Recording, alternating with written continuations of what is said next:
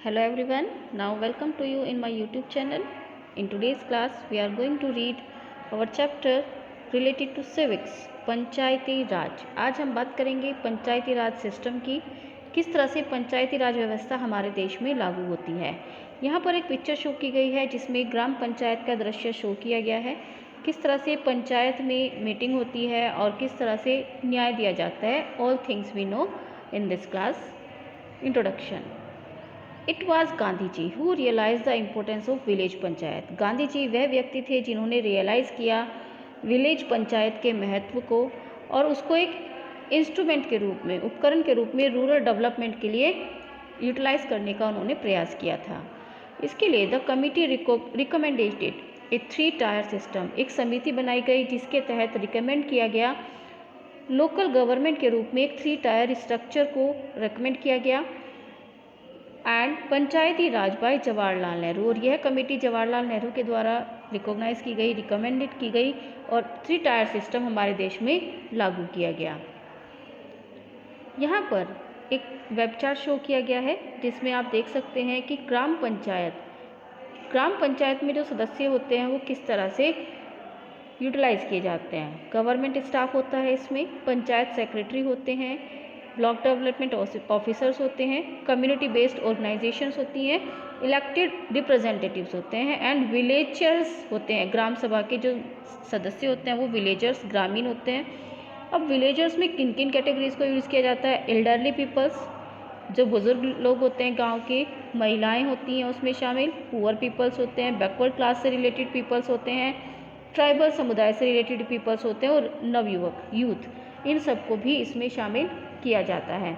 तो इस तरह से हम देख सकते हैं कि ग्राम पंचायत का जो स्ट्रक्चर है वो डेवलप कैसे किया जाता है और किन किन मेंबर्स को हम इसमें शामिल करते हैं। Gram panchayat executive body of the village, यह विलेज की एग्जीक्यूटिव बॉडी होती है consisting of sarpanch and panch, जिसमें सरपंच और पंच को शामिल किया जाता है। Gram panchayat is divided into 2 wards, जो ग्राम पंचायत होती है इसको 2 वार्ड्स में डिवाइड किया जाता है और उस वार्ड्स के जो मेंबर्स होते हैं उनको हम वार्ड मेंबर्स के नाम से जानते हैं।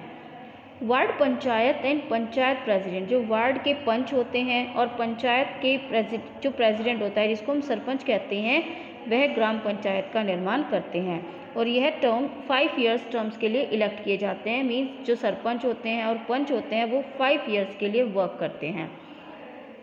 ग्राम सभा में all adult persons means 18 years से अबव एज के पीपल्स जो होते हैं, 18 ईयर्स जो कंप्लीट कर चुके होते हैं और उस ईयर से रिलेटेड पीपल्स होते हैं, उनको शामिल किया जाता है। It is a permanent body of the village, यह एक स्थायी सदस्यता वाली बॉडी होती है।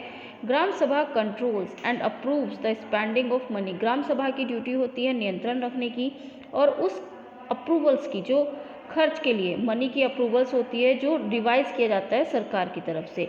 मीन्स एक रिपोर्ट के जरिए सरकार को रिपोर्ट भेजी जाती है ग्रामीण डेवलपमेंट के लिए कि किस तरह से उनको पैसा चाहिए और उसको अप्रूव कराने की जिम्मेदारी और सरकार को रिवाइज कराने की जिम्मेदारी ग्राम सभा की होती है। 3 लेवल्स ऑफ पंचायत के 3 लेवल कौन कौन से होते हैं? यू कैन सी हियर ग्राम पंचायत जो विलेज लेवल पर वर्क करती है, this work on village level. Block level पर वर्क करने वाली पंचायत होती है, पंचायत समिति भी हम इसको कहते हैं, ये ब्लॉक लेवल पर वर्क करती है। और डिस्ट्रिक्ट पंचायत जिसको हम जिला परिषद भी कहते हैं, यह डिस्ट्रिक्ट लेवल पर वर्क करती है। इस तरह से 3 लेवल पर वर्क करने वाली सिस्टम होती है ये, और इसी कारण से इसको 3 लेवल पंचायत भी कहा जाता है। The panchayat receive funds from 3 sources, अब जो पंचायत होती है उसको इनकम के लिए जो सोर्स चाहिए, पैसा चाहिए, वो कहाँ से उसको प्राप्त होता है? उसके लिए 3 सोर्स माने जाते हैं। लोकल बॉडी ग्रांट्स, जो लोकल एरियाज से ग्रांट्स होती है as recommended by the central finance commission, जो केंद्रीय वित्त विभाग के द्वारा रिकमेंड की जाती है, वह ग्रांट्स, इनके लिए अनुदान जो सरकार से प्राप्त होता है। Funds for implementation of centrally sponsored schemes, जो केंद्र सरकार द्वारा योजनाएं चलाई जाती है और उनके तहत जो पैसा रिकमेंड किया जाता है, उस फंड को भी इनकी इनकम के सोर्स के रूप में जाना जाता है। Funds release by the state government, वह फंड जो स्टेट गवर्नमेंट के द्वारा रिलीज किया जाता है on the recommendation of state finance commission, जो राज्य के वित्त विभाग के द्वारा रिकमेंड किया जाता है, वो सब इनकी सोर्स के रूप में माना जाता है। अब पैसा उनको मिल गया, पावर्स है उनके पास, तो उनकी क्या क्या रिस्पॉन्सिबिलिटी होती हैं पंचायत लेवल पर वर्क करने के लिए। प्रिपरेशन ऑफ प्लान, योजनाओं का निर्माण करना for economic and social justice, आर्थिक विकास और सोशल जस्टिस से रिलेटेड ये योजनाएं होनी चाहिए। Implementation of scheme for economic development and social justice in relations to 29 subjects, और इसमें 29 विषयों को इंक्लूड किया जाता है जो कि हमारे 11th शेड्यूल्स ऑफ कॉन्स्टिट्यूशंस में निर्धारित हैं। उन सब विषयों से रिलेटेड डेवलपमेंट और सामाजिक न्याय से रिलेटेड मुद्दों को इसमें शामिल किया जाता है। To levy, collect and appropriate tax, duties, tolls and fees, और यहाँ पर नेक्स्ट आता है लेवी, कलेक्ट नियंत्रित करना, टैक्स लागू करना, उनको यूज़ करना, उनको यूटिलाइज करना, ड्यूटीज़ होती है टोल्स की और फीस की, ये सब इसमें शामिल किए जाते हैं। Salient features of 73rd constitution amendment act, जो 73rd अमेंडमेंट एक्ट होता है उसकी क्या क्या विशेषताएं मानी जाती हैं, प्रमुख विशेषताएं क्या क्या होती हैं। The gram sabha has been envisaged as the foundation of panchayat raj system, जो ग्राम सभा है उसको माना जाता है एक structure, foundation panchayati raj system की। There shall be 3 tiers of panchayat, panchayat के 3 लेवल्स होते हैं, जो विलेज लेवल पर, इंटरमीडिएट मीन्स ब्लॉक लेवल पर और डिस्ट्रिक्ट लेवल पर वर्क करते हैं। Seats in panchayat at every levels are to be filled by direct election, और जितनी भी सीट्स होंगी पंचायत की हर लेवल पर वो इलेक्शंस के द्वारा फिल की जाएंगी। फ्रॉम टेरिटोरियल कंस्टिट्यूएंट्स, जो उस एरियाज़ में आते हैं, कंस्टिट्यूएंट एरियाज से ये सिलेक्ट किए जाते हैं फॉर दिस पर्पज़, इस पर्पज़ के लिए डायरेक्ट इलेक्शंस यहाँ पर यूज़ किया जाता है। Seats shall be reserve at every level, और जो सीट्स होती हैं वो हर लेवल पर, हर स्तर पर रिजर्व होती हैं फॉर पंचायत शेड्यूल्ड ट्राइब्स, इसमें सभी आदिवासी जातियों के लिए रिजर्वेशन होता है, महिलाओं के लिए रिजर्वेशन होता है।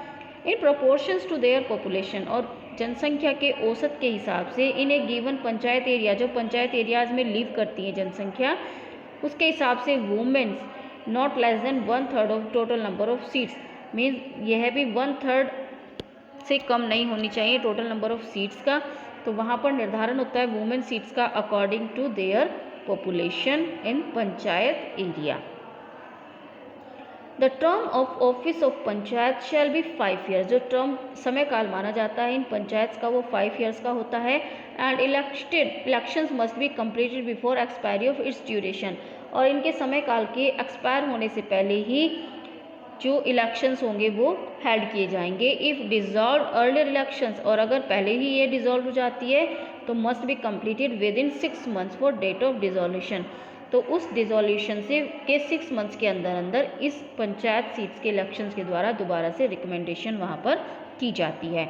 A state finance commission shall be constituted, और एक स्टेट राज्य फाइनेंस कमीशन भी कंस्टिट्यूट किया जाता है in every state to go into the principle governing the distributions and devolutions of finance resource, जो वित्तीय साधन होते हैं उनके डिस्ट्रीब्यूशन, वितरण और उनको लागू करना, इन सब से रिलेटेड पंचायत और स्टेट्स के बीच एक फाइनेंस कमीशन का भी रोल यहाँ पर देखा जाता है। The superintendents directions and control of preparation of elections roll, जो इलेक्शंस का रोल्स होता है उसके लिए सुपरिंटेंडेंट्स डायरेक्शंस और कंट्रोल, नियंत्रण, ये सब कंडक्ट किए जाते हैं। And conducts of all elections to panchayat shall be vested in the state elect commissions, और ये स्टेट इलेक्ट कमीशंस के दायरे में ये सब इलेक्शंस आते हैं। The 11th schedule has been added, 11th schedule add किया जाता है संविधान के अनुसार, विच डिनोट्स 29 सब्जेक्ट, जिसमें 29 विषय क्षेत्र शामिल किए गए हैं, फंक्शंस निर्धारित किए गए हैं पंचायती राज सिस्टम के तहत। विलेज लेवल पर पंचायत कैसे वर्क करती है? It is called panchayat at the village level, village level पर इसको हम पंचायत कहते हैं, और यह लोकल बॉडी के रूप में गांव के डेवलपमेंट के लिए वर्क करती है। The number of members usually range, जो इनमें नंबर्स होती है, संख्या होती है मेंबर्स की, वो 7 से लेकर 31 तक होती है। और ओकेजनली ग्रुप्स आर लार्जर, और कभी कभी ये ग्रुप जो होते हैं लार्जर भी हो सकते हैं, but they never fewer than 7 members, लेकिन इनकी संख्या 7 मेंबर से कम नहीं होनी चाहिए।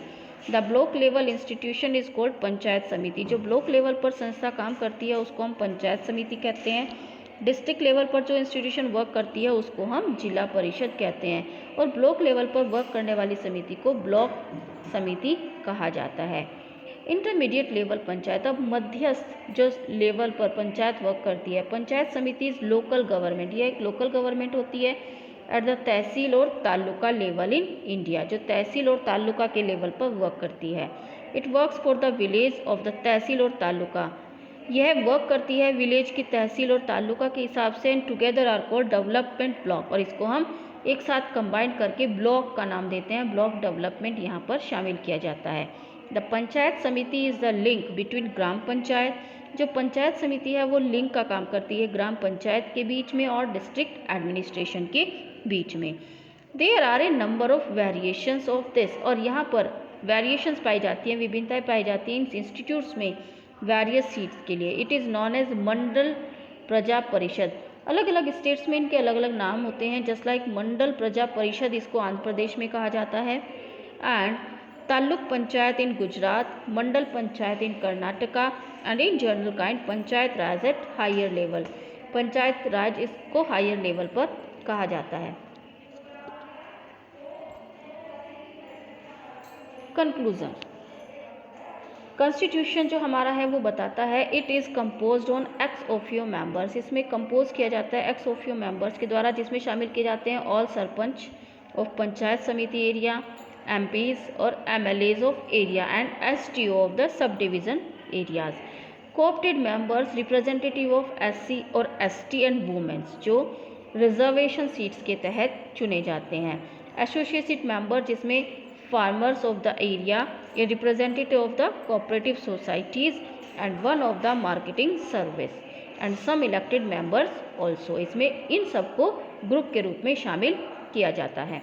ये समिति इज इलेक्टेड फॉर 5 ईयर्स, और यह समिति 5 ईयर्स के लिए इलेक्ट की जाती है, और जो इसको हेड करता है उसको चेयरमैन और डेप्यूटी चेयरमैन कहते हैं। डिपार्टमेंट्स, कौन कौन से विभाग होते हैं? कॉमन डिपार्टमेंट जिसमें समिति अपने वर्क को फॉलो करती है। General administration, finance, public work, agriculture, health, education and social welfare, information technology and others, इनको इसमें शामिल किया जाता है। फंक्शंस, कौन कौन से कार्य होते हैं इसके? Implements scheme for the development of agriculture, खेती के विकास से रिलेटेड योजनाएं लागू करना। Establishment of primary health centres, primary health centres और प्राइमरी स्कूल्स की स्थापना करना। Supply of drinking water, drainage, constructions, repairs of roads, roads का निर्माण और उनका रिपेयरेशंस, ड्रिंकिंग वाटर की फैसिलिटीज़ और ड्रेनेज व्यवस्था को डेवलप करना। Development of cottage and small scale industries, गाँव में छोटे छोटे उद्योगों को स्थापित करना और कोऑपरेटिव सोसाइटीज़ की स्थापना करना। Establishment of youth organisation, youth organisations की स्थापना करना। मेन सोर्स क्या होता है इनका? पंचायत राज की इनकम का जो मेन सोर्स होता है ग्रांट इन एड्स, जो सहायता अनुदान प्राप्त होता है इनको लोन फ्रॉम स्टेट गवर्नमेंट, और सरकार से प्राप्त हुआ लोन इनके प्रमुख सोर्स के रूप में जाना जाता है। डिस्ट्रिक्ट लेवल पर पंचायत कैसे वर्क करती है? डिस्ट्रिक्ट लेवल पर जो पंचायत है वो जिला परिषद के नाम से जानी जाती है। It looks after the administration of the rural of the district, यह जिले के अंतर्गत आने वाले एरियाज़, रूरल एरियाज़ का डेवलपमेंट देखती है, और इसका जो ऑफिस होता है वो डिस्ट्रिक्ट में हेडक्वार्टर्स के रूप में लोकेटेड होता है। इन हिंदी वर्ड परिषद में, जो हिंदी में परिषद वर्ड है इसका मीनिंग होता है काउंसिल या फिर जिला परिषद। ट्रांसलेटेड इन डिस्ट्रिक्ट काउंसिल, और इसको डिस्ट्रिक्ट काउंसिल भी कहा जाता है। It is headed by district collector, इसका जो हेड होता है उसको हम डिस्ट्रिक्ट कलेक्टर या डिस्ट्रिक्ट मजिस्ट्रेट या फिर डेप्यूटी कमिश्नर भी कह सकते हैं। इट इज़ द लिंक, यह लिंक का काम करता है बिटवीन स्टेट गवर्नमेंट और पंचायत समिति के बीच लिंक का काम करता है। फंक्शंस, प्रोवाइडेड एसेंशियल सर्विसेज, यह ज़रूरी सुविधाएं उपलब्ध कराता है, फैसिलिटीज़ देता है रूरल पॉपुलेशन के लिए, and planning and execution of development programmes for the district, जिले से रिलेटेड डेवलपमेंट प्रोग्राम्स को इम्प्लीमेंट करता है। Supply improve seeds to farmers, जो किसान हैं उनके लिए विकसित बीजों की सप्लाई प्रोवाइड करना। Inform them to new techniques of training, और ट्रेनिंग से रिलेटेड नई नई टेक्निक्स के बारे में उनको जानकारी देना। Undertake constructions of small scale irrigation project, छोटे छोटे जो स्मॉल स्केल से रिलेटेड सिंचाई के प्रोजेक्ट्स हैं उनके बारे में बताना। और परकोलेशंस ऑफ टैंक्स, टैंक्स का निर्माण कराना। Maintain pastures and grazing lands, मवेशियों के लिए जो चारे की व्यवस्था वाली लैंड्स होती हैं उनको मेंटेन करना। Setup and run school in villages, villages में जो स्कूल्स हैं उनको इस्टेब्लिश करना और जो पूर्व निर्धारित स्कूल्स हैं उनको अरेंज करना। Execute programmes for adult literacy, literacy से रिलेटेड प्रोग्राम्स को रन करना और लाइब्रेरीज की स्थापना करना, ये सब इनके फंक्शंस के दायरे में आते हैं। Start primary health centres, primary health centres start करना। Hospitals in village and start mobile hospitals for hamlets, vaccination programmes run कराना। एपिडमाइक्स और फैमिली वेलफेयर कैंपेनिंग्स की स्थापना करना भी इनके अंतर्गत आता है। रोड्स और ब्रिजेस का निर्माण करना भी इसमें शामिल किया जाता है। Execute plans for the development of schedule caste, जो शेड्यूल कास्ट से रिलेटेड पीपल्स हैं, ट्राइब्स हैं, उनके लिए डेवलपमेंट प्रोग्राम्स लागू करना। Run ashrams halls for Adivasi childrens, जो आदिवासी बच्चे होते हैं उनके लिए आश्रम्स की स्थापना करना और free hostels schedule caste students के लिए निर्धारित करना। Encourage entrepreneurs to start small scale industries, जो स्मॉल स्केल इंडस्ट्रीज होती हैं just like cottage industries, handicraft, agriculture, mills, dairy farms, इन सब के लिए डेवलपमेंट स्कीम्स योजनाएं इम्प्लीमेंट करना और उनको प्रोत्साहित करना। दे कंस्ट्रक्ट रोड्स, यहाँ पर रोड का कंस्ट्रक्शन पब्लिक प्रॉपर्टीज़ के रूप में, स्कूल्स के रूप में, और इनकी प्रॉपर्टीज़ की देखभाल करना भी इसमें शामिल किया जाता है। They even supply work for poor peoples, और यहाँ पर पुअर पीपल्स जिसमें शामिल किए जाते हैं ट्राइब, शेड्यूल कास्ट और लोअर कास्ट पीपल्स, इनके लिए भी व्यवस्था करना इसमें शामिल किया जाता है। सोर्स ऑफ इनकम इनका जो होता है वो होता है टैक्सेज ऑन वाटर, जो धार्मिक स्थल हैं उन पर टैक्स, और markets. Fixed grant from state government, government से मिला हुआ अनुदान। लैंड रिवेन्यू, लैंड पर लिया गया कर। और मनी फॉर वर्क्स और स्कीम्स असाइन फॉर परिषद, परिषद से रिलेटेड जो स्कीम्स होती हैं उनके लिए प्राप्त किया गया फंड, ये सब इनके सोर्सेज के रूप में शामिल किए जाते हैं। तो हमने देखा इस तरह से हमारा जो पंचायत सिस्टम है वो वर्क करता है। It is a hope that, जो पंचायत राज सिस्टम है ऐसा माना जाता है, होप की जाती है कि ये आने वाले समय में बहुत सारे चैलेंजेस को फेस करते हुए, प्रॉब्लम को फेस करते हुए भी स्ट्रॉन्गर हो सकता है। Their successes in future will depend, लेकिन इनकी जो सक्सेस है वो डिपेंड करती है उन फंक्शंस पर जो रूरल डेवलपमेंट फंक्शंस हैं या डेवलपमेंट फाइनेंस एडमिनिस्ट्रेटिव पावर्स हैं स्टेट गवर्नमेंट्स की, उनके प्रॉपर फंक्शंस पर डिपेंड करती हैं। Given these features of panchayat and their elected heads, जो फीचर्स विशेषताएं दी जाती हैं पंचायत के और इलेक्टेड हेड्स के रूप में, यहाँ पर जो कैपेसिटी होती है election through education and training, इनके हिसाब से जो विशेषताएं हैं इलेक्शंस और ट्रेनिंग्स के हिसाब से डेवलपमेंट के द्वारा इनको प्रॉपर वे में रन किया जा सकता है। This is all the more necessary, और ये मोर कैपेबल हो सकते हैं, ज़रूरी है, आज के समय की ज़रूरत है। Given A variety of administrative and financial functions, कि एक कुशल संचालन और फाइनेंस फंक्शंस को जिनके द्वारा परफॉर्मेंस प्रॉपर की जाए, और इलेक्टेड लीडर्स के रूप में जो व्यक्ति चुने गए हैं वो अपने प्रॉपर एटीट्यूड्स के साथ वर्क करें और अपनी ड्यूटी को समझते हुए अपनी पावर का सही वे में यूटिलाइज करें, तभी हम एक पंचायत राज सिस्टम की सक्सेस को इंजॉय कर सकते हैं। So I hope you understand this chapter very well. If you like this please like कीजिए, शेयर कीजिए। Thank you.